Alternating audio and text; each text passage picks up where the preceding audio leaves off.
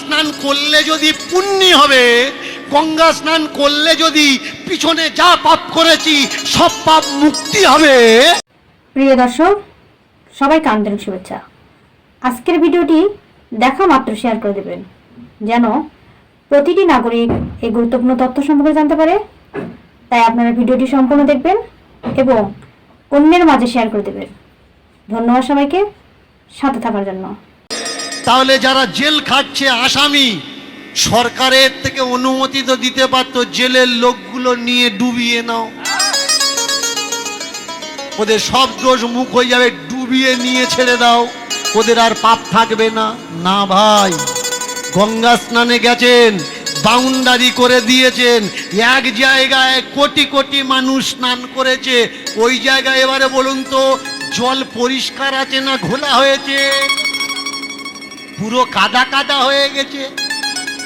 এবারে কি করেছেন? কাদায় ডুব দিয়েছেন। তা ডুব দিয়েছেন পরিষ্কার হবেন বলে, ডুব দিয়ে কি হয়েছে? ময়লা হয়ে গেছে। অনেক বুদ্ধিমান আমি লক্ষ্য করি, এরা আবার ওই 5 লিটার 2 লিটার 2.5 লিটারের বোতল কিনে নেয়। হ্যাঁ, গঙ্গা স্নান তো করছে, আবার বোতল ভর্তি করে নিয়ে চলে আসছে। বলতো দেখি, গঙ্গা স্নান করলে পাপীর পাপ ধুয়ে গেল, তাহলে যে জায়গায় ধুয়েছে ওই জায়গায় কোটি কোটি লোকের পাপ ধুচ্ছে, আর বোতলে করে টেনে আনলি ওটা গঙ্গা জল না পাপ ধোয়া জল? শুধু বাড়িতে এনে ওই নয়, বৌমা এই সামনের মাসের পূর্ণিমায় ওই জলে সিন্নি করবি। সিন্নি কিসে হচ্ছে? পুণ্যের জলে না পাপ ধোয়া জল? শুধু তাই নয়, যখন ছড়া দিচ্ছে ঠাকুর মশাই, আবার আমার দিকে দাও, কি দিচ্ছিস? ও তো পাপ ধোয়া জল। মানুষ পবিত্র হবে নাকি তার মাথা আরো ভারী হবে? কে বলেছে গঙ্গা স্নানে পুণ্য নাকি হয়? কে বলেছে গঙ্গা স্নানে পুণ্য নাকি হয়? কে বলেছে গঙ্গার স্নানে পুণ্য নাকি হয়? কে বলেছে গঙ্গা স্নানে পুণ্য নাকি হয়? পানকৌড়ি জলে থাকে, তাহলে সে তো মুক্তি পায়। পানকৌড়ি জলে থাকে, সে তো মুক্তি পায়। পানকৌড়ি জলে থাকে, সে তো মুক্তি পায়। কে বলেছে, কে বলেছে গঙ্গা স্নানে পুণ্য নাকি হয়? আর কে বলেছে গঙ্গা স্নানে পুণ্য নাকি হয়? গঙ্গা স্নানে পুণ্য নাকি হয়? যদি গঙ্গা স্নান করে পাপী পুণ্যবান হতো, মাছ ধরতে যায় যে জেলে ওরা উদ্ধার হতো। মাছ ধরতে যায় যে জেলে ওরা উদ্ধার হতো। গঙ্গার স্নানে স্নান করলে যদি পাপী উদ্ধার হতো, মাছ ধরতে যায় যে জেলে ওরা মুক্তি পেত রে। মাছ ধরে ওরা মুক্তি পেত ভাই রে, ওরা মুক্তি পেত। গঙ্গা স্নানে ডুব দিলে যদি পুণ্য হতো আগে, গঙ্গা স্নানে গঙ্গার জলের মাছগুলো কি ধরা পড়তো জেলের জালে? পড়তো জেলের জালে, ধরা পড়তো জেলের জালে, ধরা পড়তো জেলের জালে। গঙ্গা স্নানে ডুব দিলে যদি পুণ্য হবে, ছোট্ট করে ছোট্ট করে, তাহলে গঙ্গায় যে মাছগুলো চড়ছে এরা সকলে পুণ্যবান। এদের কি কেউ জেলে জালে ধরতে পারত? জেলে জালে ধরছে কেন? বললে যে যার কর্মফল, কি করবি বল?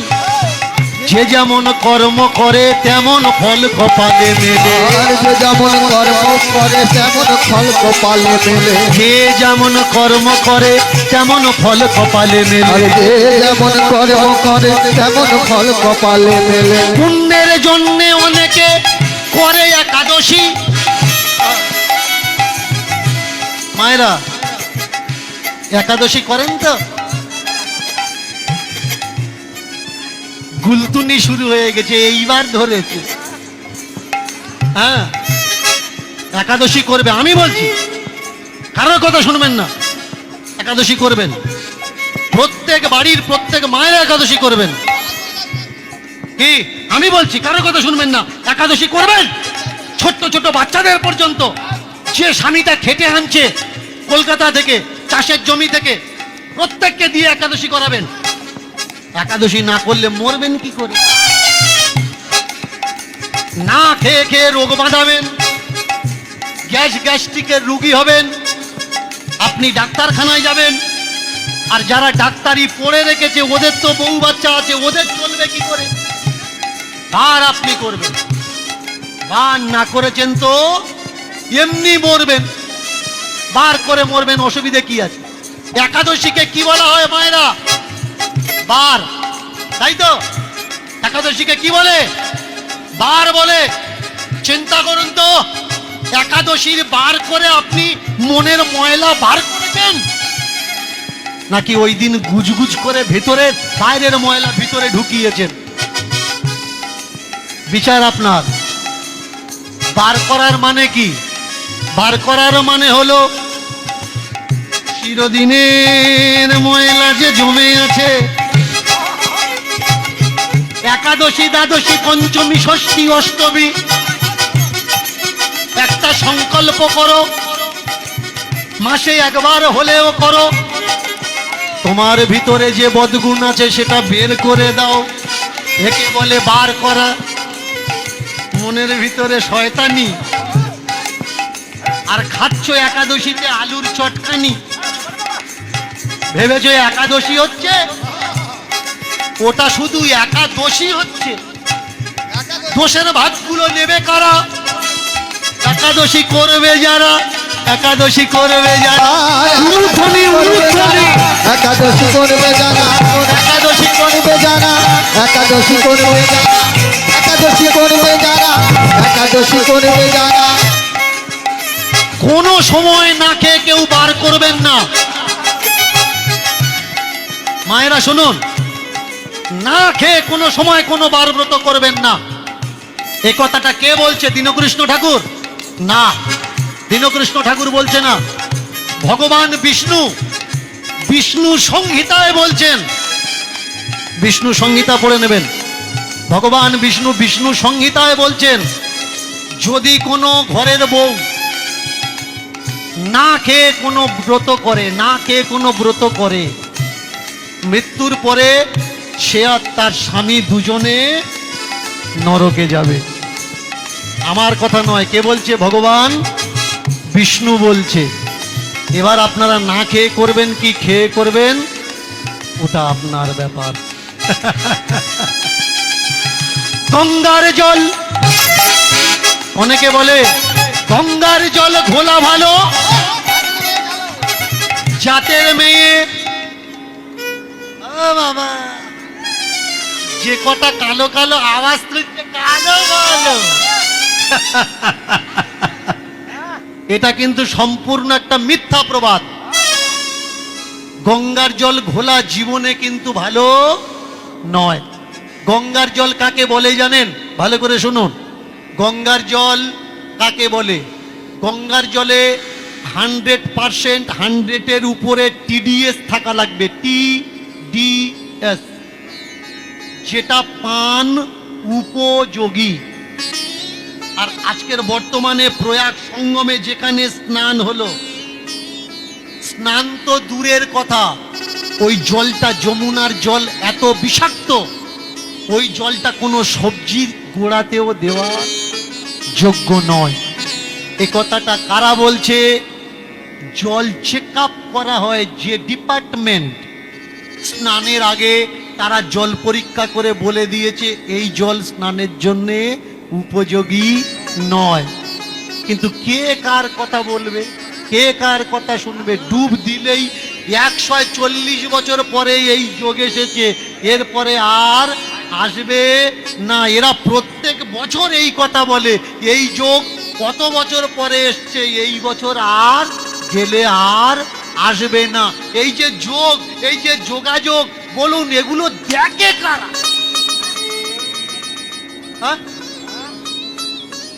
কারা দেখে? যে যোগ আসছে এই যোগ আর আসবে না। গঙ্গা স্নান করতে হবে। আর মা গঙ্গা শুধুমাত্র ভারতে অবস্থান করে, অন্য কোথায় অবস্থান করে না। এই পুঁজিপুতি আর ধার্মিক সিদ্ধান্ত শুধুমাত্র ভারতবর্ষে চলে, অন্য কোনো দেশে চলে না। সিধা চলে যাবেন মন্দিরে, যে কোনো তীর্থে চলে যাবেন। তীর্থ কার? আপনার তীর্থ। মন্দির কার? আপনার মন্দির। আপনি প্রণামী দেন, অনুদান দেন, তবে চলে, না হলে চলতো না। এবার ঠাকুরটা কার? আপনার ঠাকুর। কিন্তু উঠে দেখবেন ঠাকুর আর আপনার মাঝখানে একজন দাঁড়িয়ে আছে, ঘন্টা নাড়া পাটি। এরা প্যাটেন্ট নিয়ে রেখে দিয়েছে ঠাকুর আমাদের, আর কারোর নয়। করজোড় করে বলছি, আবার ভুল বুঝবেন না যে দীনকৃষ্ণ ঠাকুর ব্রাহ্মণদের নিন্দা করছে। আমি ব্রাহ্মণদের কথা তুলছি না, বলছিও না। কাদের কথা বলছি? যারা ঘন্টা নাড়ছে আর মনে করছে এখান থেকে মানুষের মুক্তি দেওয়া যায়। শুনে রাখো, তোমরা যারা মন্দিরে যাও পূজা দেওয়ার পরে আগে কি নাও? কি নাও? চরণাম মৃত। আরে করে শুনবেন, চরণামৃত পান করো। কি কি মায়েরা, কারা কারা চরণামৃত পান করেছেন? সবাই করেছেন না? জানেন চরণামৃত কি দিয়ে তৈরি হয়? চরণামৃত তৈরি করতে গেলে পঞ্চগব্য লাগে। ভালো করে শুনুন, যারা গরুর দুধ বাদ দিয়ে মুতটা খায় তারা বুদ্ধিমান নাকি বোকা? দিচ্ছে কি? গরুর প্রস্রাব। কখনো দেখেছেন চরণামৃত যে আপনার হাতে দিয়েছে, চরণামৃত যদি মঙ্গল হবে, চরণামৃত খেলে যদি উদ্ধার হবে, যে চরণামৃত দিচ্ছে তাকে দেখেছেন কখনো চরণামৃত খেতে? প্রেম সে বলবেন।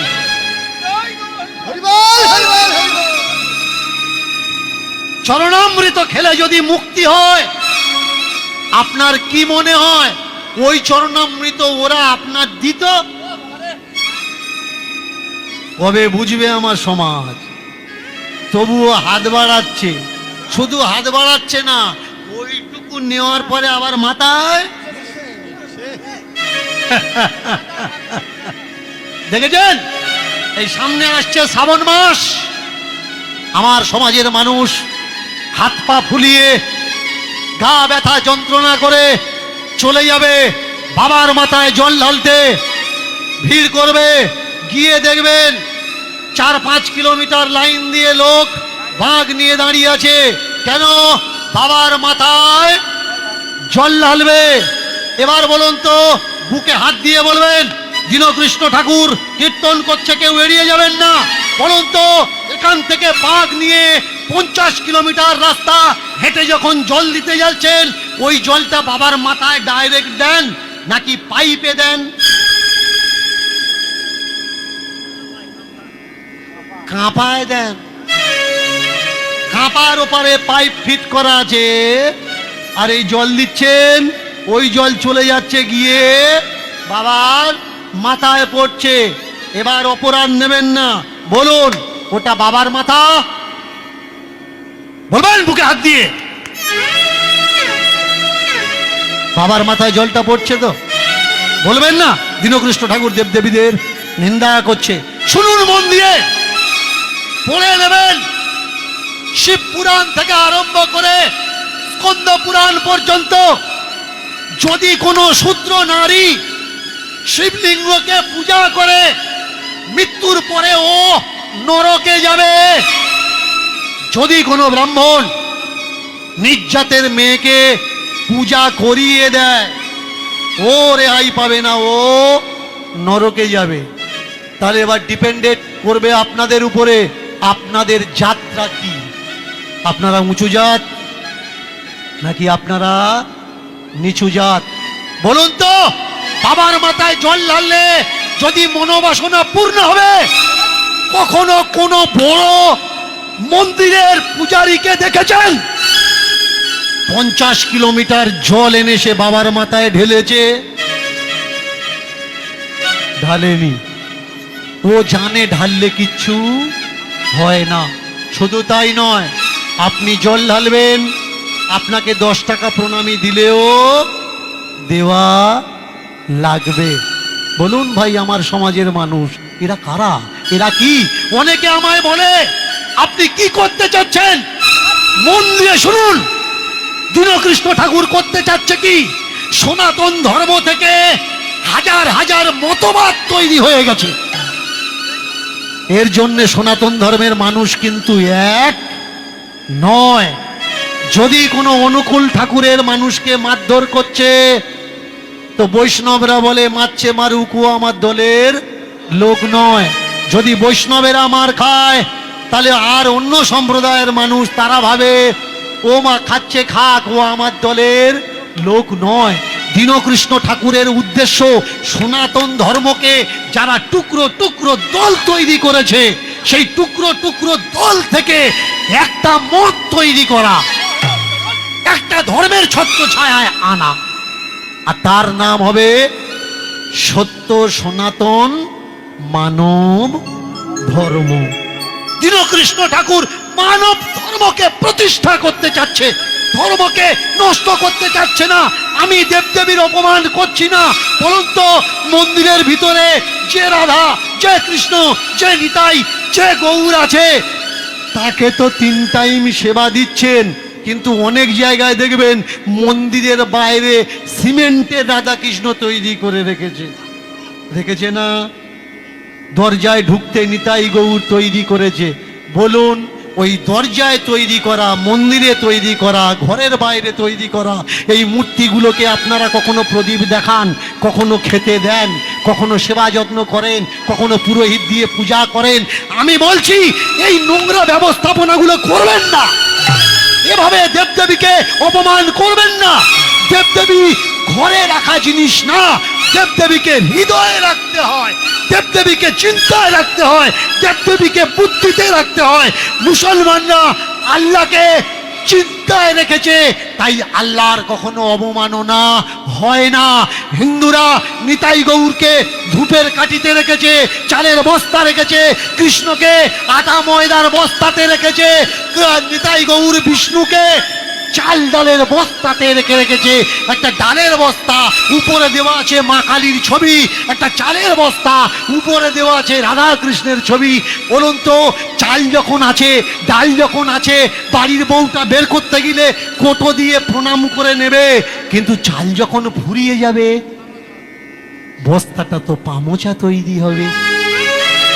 এবার যে বস্তা রাধা কৃষ্ণতে আপনি পা মুছছেন, আপনি পারবেন আপনাকে ক্ষমা করতে? আপনি পারবেন এই অপরাধকে খণ্ডন করতে? দীনকৃষ্ণ ঠাকুর কি চাচ্ছে? দীনকৃষ্ণ ঠাকুর যে সংগ্রাম করতে যাচ্ছে, মায়েরা মন দিয়ে শোনো, লক্ষ্মী ঠাকুরের ছবি আছে ধূপকাঠির প্যাকেটের উপরে। ওই ধূপকাঠির প্যাকেট যখন ঠাকুর ঘরে থাকবে, ধূপকাঠি থাকবে, লক্ষ্মী ঠাকুরের যত্ন হবে, কিন্তু ধূপকাঠি যখন শেষ হয়ে যাবে, লক্ষ্মী ঠাকুরের ধূপের প্যাকেটটা নোংরা ডাস্টবিনে ভাসবে। বলুন, আমার সমাজের মানুষ দেবদেবীকে অপমান করছে নাকি উচ্চ আসন দিচ্ছে? আমি আমার সমাজের মানুষকে বলতে চাই, তোমরা যারা ঠাকুর দেবতাকে ভালোবাসো, খাবারের প্যাকেটে যদি ঠাকুর দেবতার ছবি থাকে, সেই খাবারটা কিনো না। ধূপের প্যাকেটে যদি কোনো ঠাকুর দেবতার ছবি থাকে, ওই ধূপকাঠিটা কিনবে না। তাহলে কি হবে? ওরা দেখবে ছবি দিচ্ছি তাই বিক্রি হচ্ছে না। আজকের না হোক 10 বছর, 10 বছর না হোক 20 বছর পরে গিয়ে ছবি দেওয়াটা বন্ধ হবে, তা না হলে কোম্পানি বন্ধ হয়ে যাবে। আমরা যদি ছোট্ট ছোট্ট পায়ে চলতে চলতে থাকি, ঠিক আমাদের উদ্দেশ্যের দিকে পৌঁছে যাব। দীনকৃষ্ণ ঠাকুর চাচ্ছে কি? ধর্ম সংশোধন হোক। দীনকৃষ্ণ ঠাকুর চাচ্ছে কি? ধর্ম আবার নতুন করে, চান করে পবিত্র হোক, অনেকে বলে দীনকৃষ্ণ ঠাকুর মা তুলসীকে নিন্দা করেছে। না ভাই, দীনকৃষ্ণ ঠাকুর তুলসীকে নিন্দা করেনি। দীনকৃষ্ণ ঠাকুর তুলসীর কলঙ্ক মোচন করতে চাচ্ছে। ধর্মগ্রন্থের মাধ্যম দিয়ে তুলসীকে অপমান করা হয়েছে। আপনারা অনেকে জানেন, বলুন তো, সীতা যখন শ্রাদ্ধ করে, ওই শ্রাদ্ধে তুলসী সত্যি বলেছে না মিথ্যে বলেছে? পাবেন কোন গ্রন্থে? লোকমান্যতা গ্রন্থে পেয়ে যাবেন, ভালো করে পড়বেন। এটা আমার বাবার লেখা বই নয়, এটা ধর্মীয় শাস্ত্র গ্রন্থ, উপাচার্য আচার্যদের লেখা, যারা ধর্মকে প্যাটার্ন নিয়ে রেখেছে। শুনুন, শুধু তুলসী মিথ্যে বলেছে তা না, প্রদীপ মিথ্যে বলেছে, মিথ্যে বলেছে ফল্গু নদী, মিথ্যে বলেছে ওই পূজারী, সত্য বলেছে শুধু কে? বটগাছ। তাই মা সীতা আশীর্বাদ দিয়েছিল, বটগাছ তুমি অমর হয়ে থাকবে। ব্রাহ্মণকে অভিশাপ দিয়েছে, লক্ষ টাকা যদি থাকে লাখ টাকায়ও ব্রাহ্মণ ভিখারি। তুলসীকেও অভিশাপ দিয়েছে, তুলসী তোমার বড় বড় পাতা ছোট হয়ে যাবে, আর তুমি যতদিন বাঁচবে কুকুরে তোমার মাথায়। ওটা তোমরা বলবে, আমি বললে অসুবিধা আছে? আমার গায়ে গন্ধ। এবার শুনুন, প্রদীপ মিথ্যে কথা বলেছে। প্রদীপকে কি অভিশাপ দিয়েছে? প্রদীপকে অভিশাপ দিয়েছে তুমি তো জ্বলবে, কিন্তু নিভে গেলে তোমার থেকে মরা পোড়া গন্ধ বেরোবে। ফল্গু নদীকে অভিশাপ কেন দিয়েছে? ফল্গু নদীকে অভিশাপ দিয়েছে যে তোমার স্রোত ওপর থেকে চলবে না, তোমার স্রোত বালির নিচের থেকে চলবে। এবারে মন দিয়ে শুনুন, জানেন ব্রাহ্মণ মিথ্যে কথা বলেছে কেন? ব্রাহ্মণ এই জন্যে মিথ্যে বলেছে যে মা সীতাকে তো আমি দেখেছি, তাকে মন্ত্রপাঠ করিয়েছি, যদি রামকে আবার মন্ত্রপাঠ করাতে পারি, সামনাসামনি তো দেখতে পারবো। এই উদ্দেশ্যের কথা কেউ কিন্তু বলে না, অভিশাপের কথা বলে, কিন্তু ব্রাহ্মণের উদ্দেশ্য যে অসৎ নয় সে কথাটা কেউ বলতে চায় না। শুধু তাই নয়, ফল্গু নদী মিথ্যে কেন বলেছে? যে চরণ স্পর্শ করলে মুক্তি হয়ে যায়, সেই রাম যদি আমার জলে নামে আমারও মুক্তি হয়ে যাবে, তাই মিথ্যে কথা বলেছে। প্রদীপ মিথ্যে কথা বলেছে কেন? আমি মা সীতাকে দেখেছি, আমি আর একবার রামকে দেখতে চাই। এবার শুনুন, তুলসী কেন মিথ্যে বলেছে? ওই একই উদ্দেশ্য, প্রভু রাম যেন আমাকে স্পর্শ করে। এবার বলুন, তুলসীকে মিথ্যেবাদী কে বানিয়েছে? ধর্ম গ্রন্থে বানিয়েছে। এই গল্পের সঙ্গে কোনো বাস্তবতা নেই। গয়ায় চলে যাবেন পিণ্ড দিতে, ফল্গু নদীতে দেখবেন উপর থেকেও স্রোত চলে। আষাঢ় মাসে যাবেন, গিয়ে দেখবেন কোথাও কোথাও জল আছে, শুধু যে নদীর তলার থেকে চলে এমনটা নয়। এমন গল্প বানানো হয়েছে কেন? শুধু ব্রাহ্মণের নামে যাতে অপবাদ দেওয়া যায়, প্রদীপের সঙ্গে একটা ম্যাচিং করে দেওয়া যায়। বলুন তো, রামায়ণে তাকিয়ে দেখুন, রামায়ণ পোল বাঁধা হয়েছে, এই পোলটার নাম কি? রাম সেতু। এবার বলুন তো, ওই পাথরগুলো ভেসেছে কেন? পাথরগুলো ভেসেছিল কেন? পাথরে রাম নাম লেখা ছিল। এবার বলুন, যারা পাথরে রাম নাম লিখেছে এরা রাম ভক্ত নাকি ভক্ত নয়? এরা রাম ভক্ত। এবার বলুন, রাম ভক্তরা পাথরে রাম নাম লিখে জলে ভাসিয়ে দিয়ে রাম সেতু তৈরি করলো, তাহলে যাওয়ার সময় রাম নাম লেখা ছিল, তারা উঁচু হয়ে গেছে না মাড়িয়ে গেছে? বিচার করবেন, প্রশ্ন করা লাগবে, তাহলে বুঝবেন যে দেবী দেবতাকে কারা অপমান করছে, দীনকৃষ্ণ ঠাকুর নাকি আর কেউ?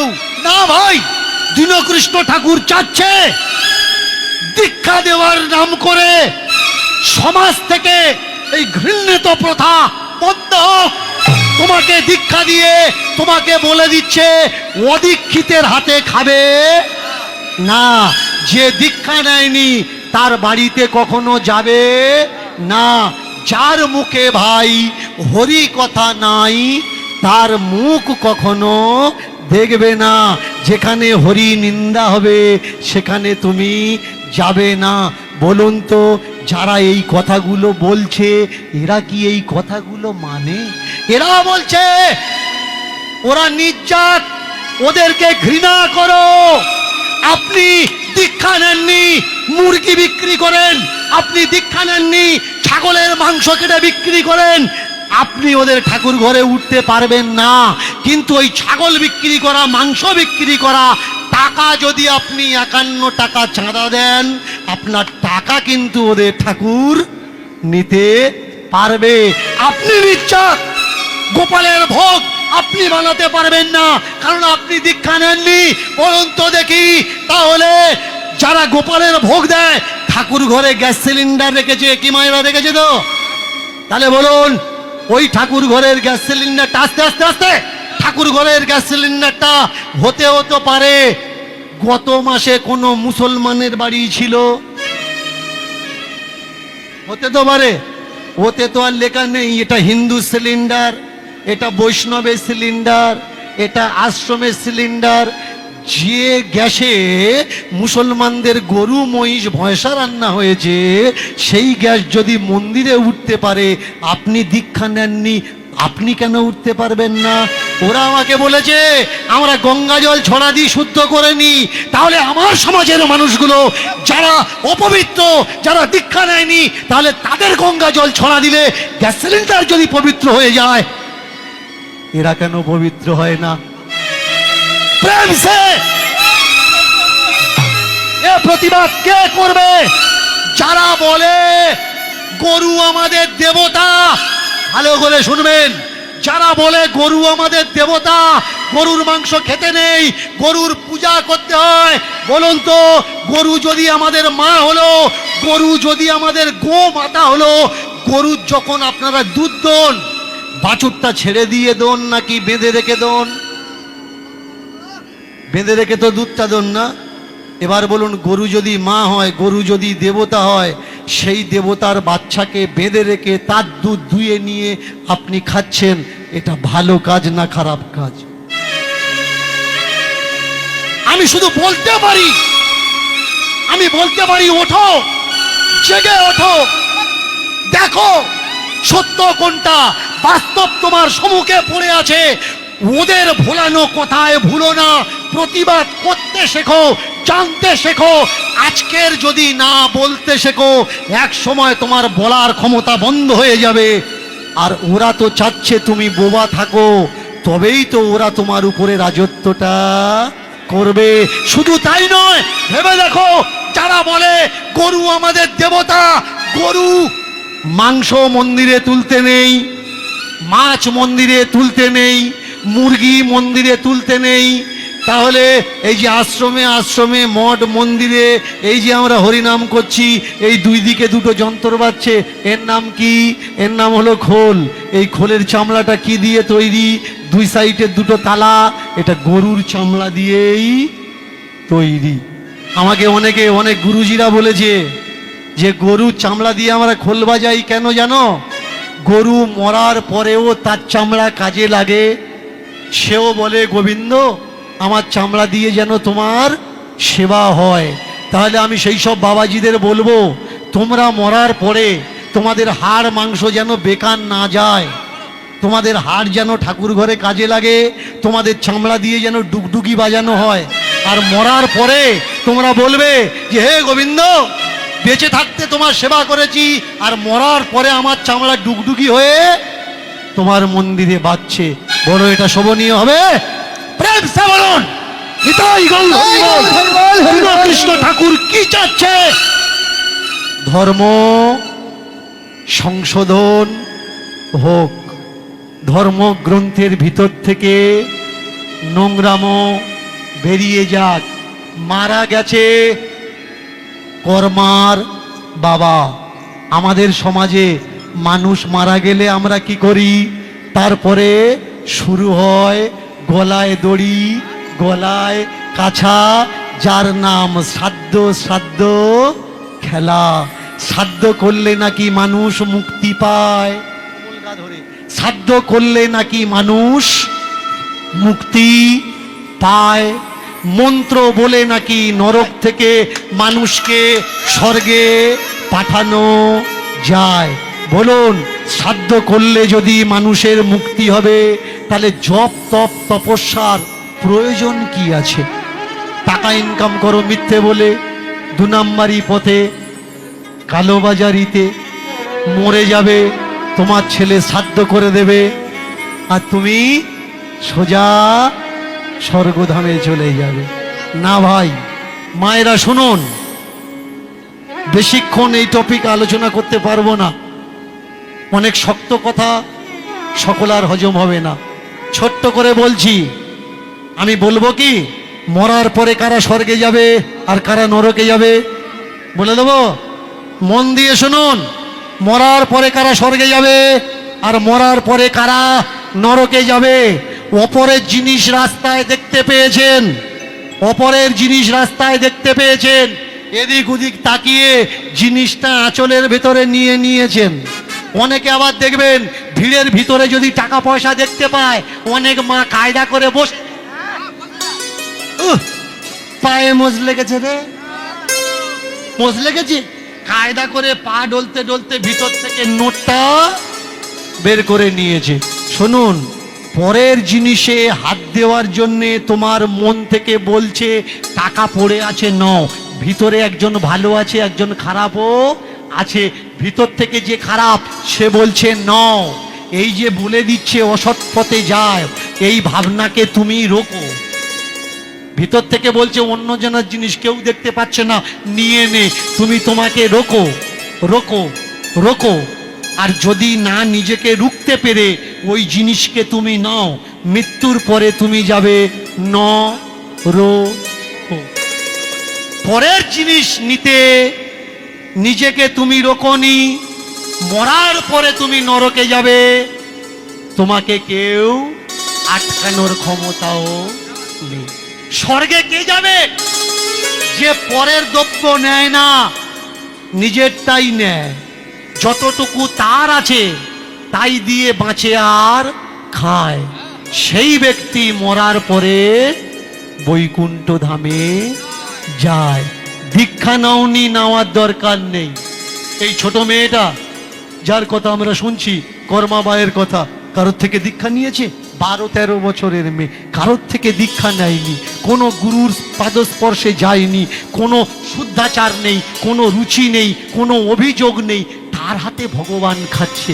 কিসের জন্যে খাচ্ছে? প্রেমের জন্যে খাচ্ছে, ভাবের জন্যে খাচ্ছে, ভক্তির জন্যে খাচ্ছে, আবেগের জন্যে খাচ্ছে, কোনো দীক্ষার জন্যে খাচ্ছে না।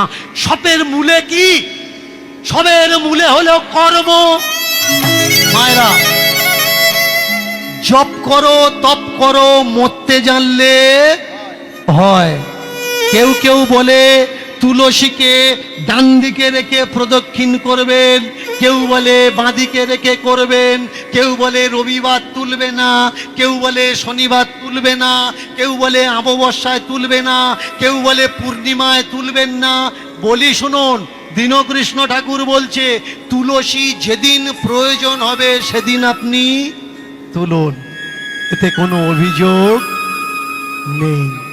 আগে বুঝতে হবে, জপ তপ মাইনে রাখে না, মাইনে রাখে কর্ম। ধর্ম মাইনে রাখে না, মাইনে রাখে কর্ম। জপ করো, তপ করো, মরতে জানলে হয়।